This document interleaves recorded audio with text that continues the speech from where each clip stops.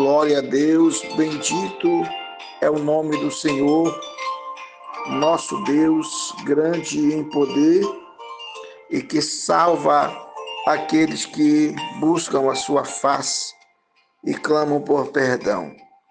Estamos mais uma vez diante do Pai, do Filho e do Espírito Santo. Você que está ouvindo agora este momento de oração, este momento de reflexão, que Deus possa falar ao seu coração, como fala ao meu coração, e possa te trazer muita alegria. Hoje, 29 de setembro de 2025, oração a toda hora.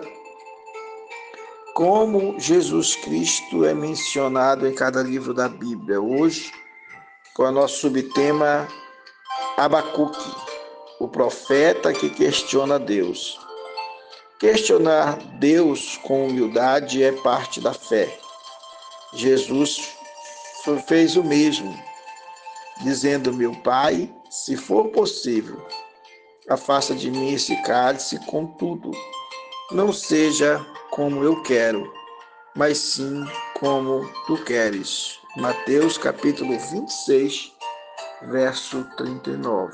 Bendito seja o nome do Senhor, nosso Deus. Nosso versículo de ouro diz assim: até quando, Senhor, clamarei eu, e tu não me escutarás? Gritarei violência, e não salvarás. Vede entre as nações e olhai, e maravilhai-vos e admirai-vos, porque realizo nos vossos dias uma obra, que vós não crereis quando vos for contada. Abacuque 1, verso 2 e verso 5. Você já observa que na pergunta de Abacuque já tem uma resposta divina em seguida. Por ele ser profeta, há uma mistura bem peculiar entre a oração e a resposta de Deus.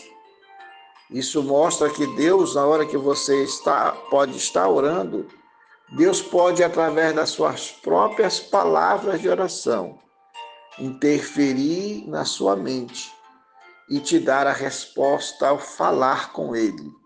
Porque falar com Deus é entrar em conexão direto com o projeto do Espírito Santo, com o propósito do Espírito Santo, que é resgatar as nossas vidas para serviço do Senhor nosso Deus. Verdades inquestionáveis. Diante de uma realidade, observa-se uma distorção dos valores e dos valores morais, com o ímpio rondando o justo e a justiça sendo subvertida. É mais ou menos o que a gente percebe quando Deus nos permite observar esse sofrimento. O Salmo 37 diz: não te indignes por aqueles que prosperam em seus maus caminhos, porque causa uma indignação muito grande. A gente vê pessoas, seres humanos, curtindo, se divertindo, festejando, viajando, usufruindo de bens que não lhes pertencem.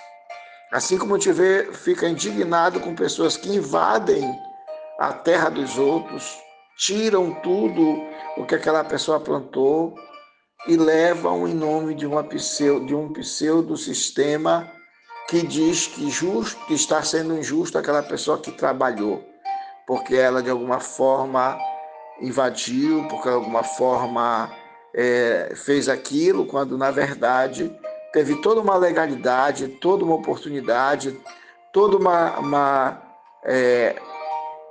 ação que lhe concedeu estar naquele lugar.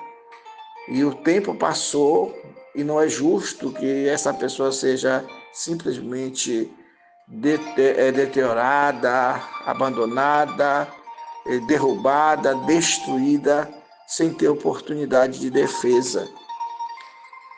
Nossas verdades inquestionáveis diz assim: diante de uma realidade, observa-se uma distorção dos valores. Abacuque começa com o profeta questionando diretamente a Deus sobre a prevalência da injustiça e do sofrimento. Ele não entende como um Deus justo e santo pode tolerar a maldade e a opressão. Realmente é muito difícil. Digo para vocês com toda a sinceridade que a gente tende a pensar desse jeito, mas a gente precisa entender que nada merecemos de Deus, que Deus não tem obrigação com ninguém, que Deus é soberano naquilo que faz. Nós somos instrumentos, nós somos vasos na mão de Deus. Deus faz conosco aquilo que Ele achar melhor, porque Ele é nosso dono. Ele tem autoridade e domínio. Deus não pode ser questionado. Muitas vezes a gente questiona, como é o caso que Abacuque faz, mas nós temos que ter limites, porque Deus ele tem também a sua... Como que a gente diz lá no livro de Naum, ele diz que ele é terrível, que ele é vingativo, ou seja, a vingança ele fará, e ele fará de forma tremenda. Ninguém escapará, ele não tem o culpado por inocente. Nossa leitura do assunto diz assim: eles todos virão com violência, e os seus rostos buscarão o oriente, e eles congregarão os cativos como areia, e escarnecerão dos reis e dos príncipes, farão zombaria. Eles se rirão de todas as fortalezas, porque amontoando terra, as tomarão. Olha aí aqui, prova de que nós estamos vivendo parecidamente. Então passará como um vento e pisará e se fará culpada, atribuindo este poder ao seu Deus. Não és tu dentre sempre, desde sempre, ó Senhor, meu Deus, o meu santo? Nós não morreremos. Ó Senhor, para juízo o puseste, e tu, ó rocha, o fundaste para castigar. Tu és tão puro, de olhos que não podes ver o mal, e a vexação não podes contemplar. Porque, pois, olhas para os que procedem aleivosamente e te calas quando os ímpios devoram aqueles que é mais justo do que eles. Farias os homens como os peixes do mar, como os répteis que não têm quem os governe? Ele a todos levanta com anzol, apanha-os com a sua rede e os ajunta na sua rede varredora. Por isso ele se alegra e se regozija. Por isso sacrifica a sua rede, queima incenso a sua draga, porque com ela se engordou a sua porção e se engrossou a sua comida. Porventura, por isso esvaziará a sua rede e não deixaria de matar os povos continuamente? Abacuque 1, 9 a 17. Essa é a palavra de Deus para os nossos corações. Bendito seja o nome do Senhor. Ao longo da história do Oriente Médio, não se havia visto eventos políticos tão alarmantes quanto aqueles no auge do seu domínio. O Império Assírio impunha seu poder militar de maneira brutal sobre as nações, situada no crescente fértil delimitado pelos vales dos rios Tigre e Eufrates, a leste, e pelo vale do Jordão a oeste. No ano de 612 a.C., este império, até então considerado imbatível, foi derrotado pelas forças militares dos caldeus, vindas da Babilônia, que rapidamente se estabeleceram como a nova superpotência da região, considerado o berço da civilização. Percebendo-se ameaçado, o Egito, outra potência da época, enviou um exército robusto ao norte em 605 a.C., na tentativa de conter a expansão dos caldeus. O reino menor de Judá dependente do Egito, assistiu com alívio as forças egípcias marchando por seu território sagrado rumo ao confronto com os temidos exércitos caldeus. Judá, assim, experimentou o temor e angústia de ser arrastado para um conflito monumental entre essas superpotências. É uma triste recorrência histórica que nações menores frequentemente se encontrem presas num conflito entre grandes potências, como aconteceu com a Hungria em 1956 e a Tchecoslováquia em 1968 e o Afeganistão em 1980, sofrendo perdas significativas de sua soberania no palco da política internacional. A Bíblia nos mostra que Deus não faz acepção de pessoas e não isenta seu povo das dificuldades da vida humana. Ter fé no Senhor não significa estar livre das adversidades. Tanto crentes quanto não crentes passam por sofrimentos. Isso levanta a questão: por que Deus não intervém a favor dos seus? Este é o dilema enfrentado pelo profeta Abacuque, que vivenciou o caos gerado pelo tumultuado eventos políticos de sua época. O exército egípcio, liderado pelo faraó Neco, atravessou o deserto do Sinai, passou por Judá e seguiu em direção ao norte até Carquemis, na Síria, onde se confrontou com os babilônicos em uma batalha decisiva ocorrida em 605 a.C. Os egípcios foram vencidos e forçados a recuar. Os babilônicos, aproveitando a vitória, rapidamente ocuparam a região de Israel e Judá, sitiando a cidade sagrada de Jerusalém do mesmo ano, levando os jovens estudantes judeus como reféns para a Babilônia. Entre eles, esses exilados, estavam Daniel e seus renomados colegas, chamados Sadraque, Mesaque e Abidnego. Claro, esses nomes a gente sabe que foi dado já na Babilônia, o nome deles eram outros.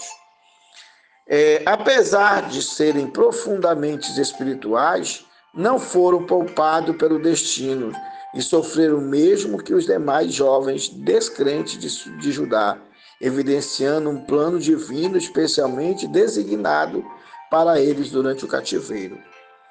Abacuque, já conhecido como profeta por ser mais velho, não enfrentou o mesmo destino, observando a tragédia da destruição de sua pátria. Este servo de Deus buscou compreender como a sua fé em um Deus benevolente se alinhava com a dura realidade da invasão da sua terra prometida. Se Deus é soberano, moral no universo e também o Deus de Judá, por que permitiu a iníqua Babilônia prosperasse às custas do sofrimento do povo escolhido? Bendito seja Deus.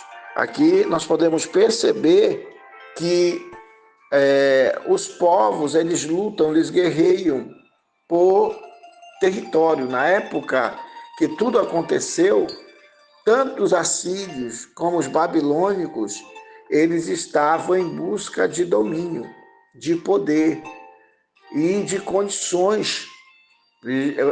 A evidência muito era o ouro e a prata, que eles pegavam os povos, subjugavam, e eles pegavam todo o poder que eles tinham, as armas que eles possuíam, a tecnologia que eles possuíam, levavam. Veja o que eles pegam na briga contra o Egito foge rapidamente e na volta, na tentativa de atingir os egípcios, eles encontram Israel no caminho, eles encontram Judá no caminho. E aí eles adentram em Jerusalém, eles vão com a sede, com a fome de poder, eles vão derrubando tudo que eles podem. E eles prendem os jovens mais letrados, mais conhecedores, porque qual era o objetivo? Era fortalecer a cultura daquele povo, era nomear, ter as melhores bibliotecas, já que eles não chamavam naquela época de biblioteca, mas ter centros de cultura, e também de melhorar a sua ação bélica e estratégica de guerra. Eles precisavam de conhecimento. E se eles pudessem ter pessoas que tinham conhecimento e usar o conhecimento dessas pessoas, eles fariam a qualquer custo. Então isso aconteceu. E eles encontram em Israel esses jovens aprendizes, esses jovens cultos, desenvolvidos, como o caso de Daniel, Misael, né, e os seus outros dois irmãos. Veja que a situação vem trazer para nós uma analogia de que muitas vezes aqueles que se desesperam por qualquer coisa não sabem a história do passado, não conhecem a história do passado. E hoje nós vivemos de um pouco diferente, mas não tão diferente daquela época. Hoje a briga política é muito grande, o poder político é muito grande. E as nações se preparam para outra guerra. Por quê? Porque os povos, pelo outro lado, não aceitam domínio. Os seres humanos não aceitam domínio. Os seres humanos, eles querem liberdade de vida. Mas muitas das vezes, em nome da liberdade, ele usufrui da pele, do sangue, da desgraça, da miséria dos outros. E isso é preocupante. Muito preocupante quando a gente vive diante de uma situação dessa. O livro de Abacuque pode ser dividido em três partes principais. O primeiro, o protesto de Abacuque a Deus. O protesto, as perguntas, as interrogações, os questionamentos. Até aí não existe nenhuma coisa que Deus não possa atender ou responder. A questão é como vamos falar com Deus. E Abacuque, ele usou as palavras que ele conhecia. Ele usou os questionamentos que ele já tinha de antemão. Abacuque, em nenhum momento, fere a santidade de Deus ou duvida da grandiosidade de Deus. Ele fica preocupado da proliferação da injustiça.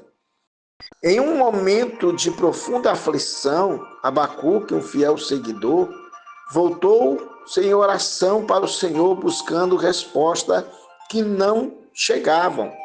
Ele recordava com saudade os dias em que sentia proximidade divina, mas agora se deparava com o silêncio de Deus, enquanto testemunhava a ruína de sua terra natal.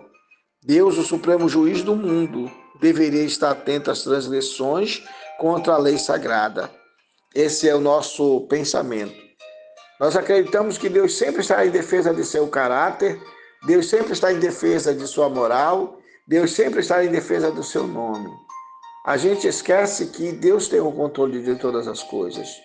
Deus, diferente de muitas pessoas que uma crítica é suficiente para transformar ela numa pessoa capaz de matar, Deus não é assim.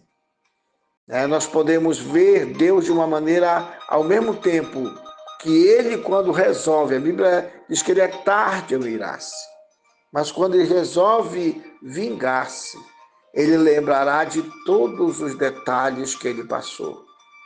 Ele juntou um monte de coisas que as pessoas fizeram. Deus dá tempo para a gente se aborrecer dos nossos pecados. Deus dá tempo para a gente entender nossas violações. Deus dá tempo para a gente analisar nossos questionamentos e as nossas ações. Deus dá tempo para que a gente se arrependa. E se nós não aproveitarmos o tempo, nós perdemos as oportunidades. Então é necessário que você lute por você mesmo, você se ame, você valorize o valor da tua alma, o valor do teu corpo, não te entrega a qualquer um, não te envolve com coisas erradas, não participa da maldade alheia, não seja testemunha daquilo que você não viu. Não apoie só porque é seu amigo, sua amiga, seu parente. Faça com que cada um pague a pena que precisa ser paga. Porque você se meter na causa alheia é você participar do pecado dos outros. E participar do pecado dos outros é manifestar-se de forma injusta contra aquele que não é culpado. Deus não tem o culpado por inocente. Aí a gente se torna amigo do amigo, mas inimigo de Deus. A gente se torna apoiando um irmão nosso pelo sangue, pelo nosso sangue, mas esse irmão está nos levando para o inferno junto com os seus pecados. Você apoia seu pai ou sua mãe em decisões que você está vendo que não estão certas. Às vezes o filho se coloca do lado da mãe contra o pai, ou mesmo sabendo que a mãe colaborou para chegar àquela situação do casamento. Ou apoia o pai contra a mãe, mesmo sabendo que aquele pai, por mais amigo que seja seu, mas ele não foi justo com a sua mãe. Então, quando você, filho, observar que há erro entre os dois, tente fazer de tudo para ambos pedirem perdão, para ambos se arrependerem, mas não fique favorável a um contra o outro, porque você engrossará a sua sentença, porque você participará do pecado alheio e você não vai triunfar, tá? Então, é muito sério. No entanto, voltando, no entanto, frente a um cenário de grave violência e um perigo, o profeta notou uma aparente indiferença divina, onde suas súplicas por socorro, justiça, pareciam não ser atendidas. A questão se impunha: se Deus governa todas as coisas, por que permite que a guerra persista? A injustiça, a opressão, a devastação, a violência imperam, sem que houvesse retribuição por parte de Deus, proclamado como justo e santo. Para Abacuque, a aparente inércia das leis divinas contribuía para que fossem negligenciadas pelo povo. Não é verdade. Não é porque Deus deixa de fazer que ele está me empurrando a pecar. Não é porque Deus deixa de livrar que ele está dizendo que ele não me ama. Não. Eu fiz as causas. Eu causei o problema. Eu tenho consequências. Mas aí, quando acontece de eu estar envolvido nas consequências do pecado dos outros, dos erros dos outros, aí eu tenho que contar em buscar a face de Deus para que no meio dessa situação todas as coisas contribuam para o bem daqueles que amam a Deus. Ou seja, se não fosse por Daniel, Sadraque, Mesaque e Abednego estarem sendo levados para a Babilônia e lá se portarem como verdadeiros servos de Deus, Nabucodonosor nunca teria se convertido. A Babilônia nunca teria visto a proclamação do edito que dizia que todas as pessoas na Babilônia deviam temer o Deus de Sadraque, de Mesaque e Abednego. Nunca. Tá? Quando a gente olha para a situação de Paulo, tendo aquele sonho daquele personagem dizendo: passa a Macedônia e ajuda-nos, e ele tendo mudado o curso da sua viagem, por entender que aquilo era Deus estava lhe chamando, e lá ele apanha, ele é exposto em praça pública, ele é batido, ele é preso numa prisão forte, e sangue seu é derramado, ele, seu companheiro de trabalho missionário, mas logo à noite, quando Paulo canta e ora, Deus faz um terremoto acontecer naquela cidade. E no outro dia, e na mesma hora, o próprio coisa da prisão, né? Ele ficou com tanto medo que ele perguntou para Paulo: o que eu posso fazer para me salvar? E depois, o próprio imperador do lugar, ou melhor, o próprio imperador, não, o próprio que comandava o lugar, mandou soltar a Paulo e liberá-lo. Foi quando Paulo disse: não, vocês tomaram uma decisão contra um cidadão romano e agora vocês vão ter que vir aqui. Foi quando eles foram lá e rogaram para Paulo que fosse daquela cidade, que não ficasse ali e que estava liberado. E Paulo, uma vez percebendo que eles estavam com medo, ele preferiu sair para não causar mais problemas. Mas que Paulo provou, Deus provou ali para Paulo, que mesmo Paulo tendo ido para um lugar, atendendo um sonho, Paulo apanhando, mas Deus foi e causou o terremoto. Então Deus ele está para nos livrar, ele não está longe de nós, né? Muito bem, vamos tentar terminar. Abacuque fez uma oração fervorosa questionando a passividade de Deus. Não és tu, eterno Senhor, meu Deus, meu santo? Não seremos destruídos? Tão puro de olhos que não podes ver o mal. Se Deus é imutável em sua eternidade, o santo nos permitiria a aniquilação, ou permitiria a aniquilação do seu povo? Nem veria os demais subjugados? Com fé o profeta clamou, embora fosse um castigo severo permitido por Deus. Abacuque mantinha a esperança na salvação final de Deus. Contudo, este Deus não é tão santo, parecia não observar o mal e a aflição de Judá. As dúvidas assolavam o coração do profeta. Por quê? Por que um Deus justo permite que seu povo sofra tanto? Ah, se ele estivesse nos tempos onde o Senhor fala com Amós. Olha o que Deus usa Amós dizendo no capítulo 2, verso 4. Por 3 transgressões de Judá, e por 4 não sustarei o castigo, porque rejeitaram a lei do Senhor, não guardaram os estatutos, antes as suas próprias mentiras os enganam, e após elas andaram seus pais. Veja que Deus não estava simplesmente parado, Deus não estava nem aí, não. Deus estava permitindo que ele sofresse as consequências. Ele diz: não sustarei o castigo, né? Por 3 transgressões de Judá e por 4 não sustarei o castigo. Por quê? Porque eles rejeitaram a lei. Eles rejeitaram os ensinamentos de Deus. Eles não guardaram os estatutos, mas ficaram apoiando a mentira. Nós temos um cidadão que diz: eu tenho que mentir, é preciso mentir, porque as pessoas, a mentira, a verdade tem perna curta, mas a mentira ela lastra, ela é rápida. Então tem pessoas que elas se baseiam na mentira e tem pessoas que apoiam a mentira e esquece que Deus é o Deus da verdade. Então todos nós precisamos ter consciência. A gente não pode culpar a Deus por aquilo que a gente é culpado.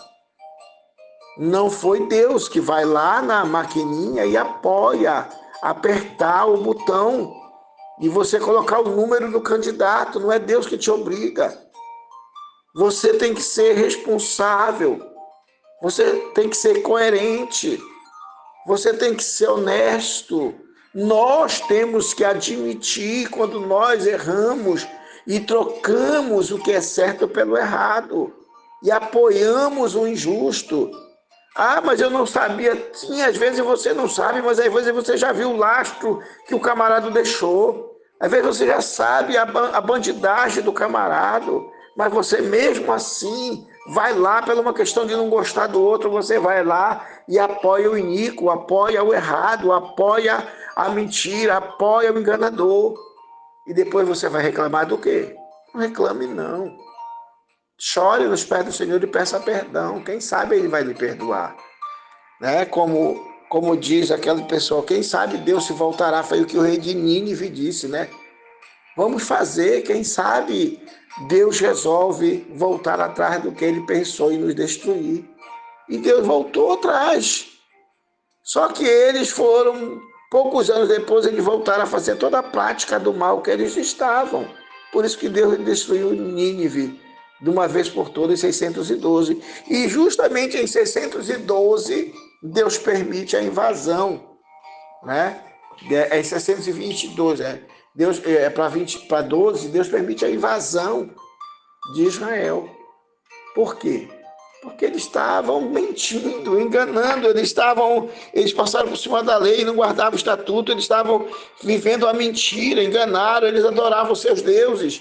E eles ainda diziam que eles estavam oferecendo sacrifício ao Deus que trouxe eles do Egito, gente. Eles pegaram 2 bezerros, criaram 2 bezerros, adoravam os 2 bezerros, sacrificavam os 2 bezerros e diziam que aqueles 2 bezerros tinham tirado eles do Egito. Você já pensou um Deus que acompanhou eles, que derramou fogo, que tinha uma coluna de fogo durante a noite e uma nuvem que os protegia durante o dia, que abriu o mar, que fez descer cordoniza aos milhares todos os dias para eles comerem carne, que fazia descer maná dos céus, e eles não se darem conta. Não é certo. Será que nós vamos continuar adorando ídolos, adorando imagens, adorando homens, servindo a carne, matando em nome dessas pessoas, apoiando pessoas que matam? Será que nós vamos continuar negligenciando o Senhor na sua autoridade, no seu domínio, no seu governo, e pensar que Deus não vai fazer nada? Cuidemos de nossa alma, socorremos a nossa vida, não vamos nos frustrar com essas coisas, não vamos apoiar o errado. Por mais que a gente goste, por mais que a gente admire alguém, mas o errado é errado, aconteça por quem acontecer.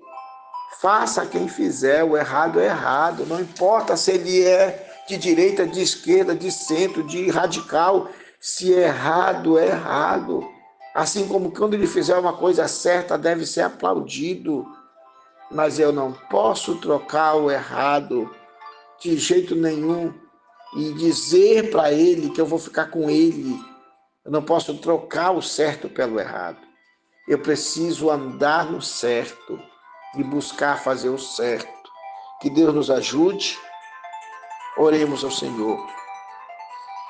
Senhor nosso Deus e nosso Pai, mais uma vez estamos diante de Ti para Te agradecer, Te louvar e Te bendizer por Seu amor, por Sua compaixão, por Sua misericórdia.